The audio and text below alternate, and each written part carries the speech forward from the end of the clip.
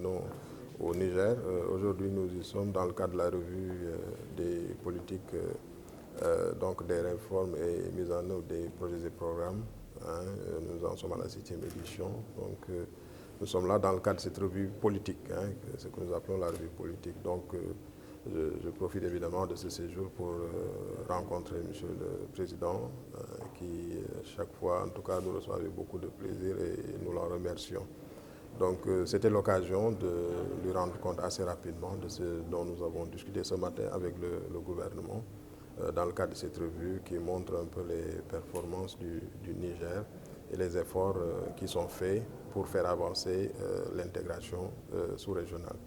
Évidemment, c'était une occasion pour moi aussi de remercier à nouveau le président Bazoum pour tout son accompagnement, son soutien à la commission de l'UEMOA.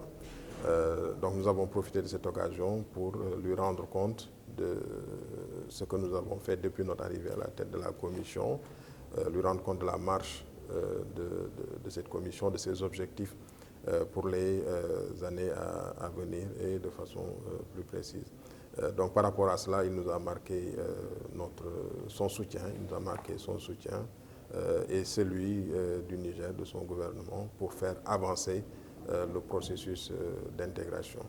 Et comme vous pouvez le deviner, c'est une audience aussi qui est pour nous, en tout cas pour lui également, l'occasion de passer en revue un peu la situation économique, sociale, politique au niveau de la sous-région. Et nous avons été très sensibles à son analyse très pertinente de ce contexte-là.